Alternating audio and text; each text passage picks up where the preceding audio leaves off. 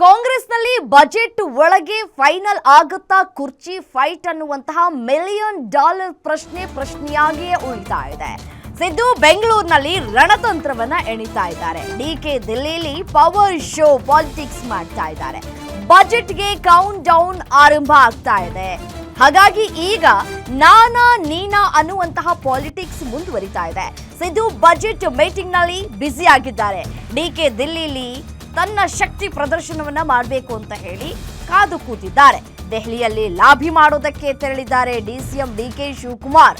ನಾಯಕತ್ವ ಬದಲಾವಣೆ ವಿಚಾರಕ್ಕೆ ಸಂಬಂಧಪಟ್ಟಂತೆ ಚರ್ಚೆಗಳಾಗಿದೆ ಅನ್ನುವಂತಹ ಹಿಂಟ್ ಅನ್ನ ಬಿಟ್ಟುಕೊಟ್ಟಿದ್ದಾರೆ ಇಬ್ಬರು ನಾಯಕರು. ಬಟ್ ಆದ್ರೆ ಇಲ್ಲಿ ಚರ್ಚೆಗಳಾಗಿದ್ರೆ ಅದರಂತೆಯೇ ಒಂದು ತೀರ್ಮಾನಕ್ಕೆ ಬರಬೇಕು ಹೈಕಮಾಂಡ್ನ ನಾಯಕರು. ಬಟ್ ಆದ್ರೆ ಹೈಕಮಾಂಡ್ನ ನಾಯಕರು ನಾಯಕತ್ವ ಬದಲಾವಣೆ ವಿಚಾರಕ್ಕೆ ಸಂಬಂಧಪಟ್ಟಂತೆ ಯಾವುದೇ ರೀತಿಯಾದಂತಹ ಒಲವನ್ನ ತೋರಿಸ್ತಾ ಇಲ್ಲ.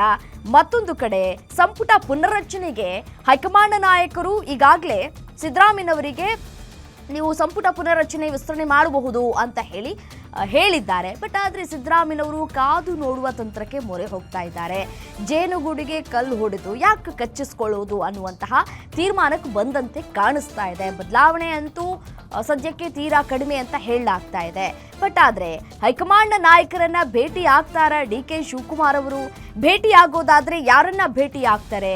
ರಾಹುಲ್ ಗಾಂಧಿ ಸೋನಿಯಾ ಗಾಂಧಿ ಅವರನ್ನ ಭೇಟಿ ಮಾಡಿ ಏನು ಮಾತು ಕೊಟ್ಟಿದ್ರು ಅದರಂತೆ ನಡೆದುಕೊಳ್ಳಿ ಅಂತ ಹೇಳಿ ಈ ಸಂದರ್ಭದಲ್ಲಿ ತಿಳಿ ಹೇಳುವಂತಹ ಕೆಲಸ ಅಥವಾ ಮನವರಿಕೆ ಮಾಡಿಕೊಡುವಂತಹ ಕೆಲಸಗಳು ಆಗುತ್ತಾ ಅನ್ನೋದನ್ನ ಕಾದ್ ನೋಡಬೇಕಾಗಿದೆ. ಬಜೆಟ್ ಆದ ನಂತರ ಬದಲಾವಣೆಗಳಾಗುತ್ತಾ?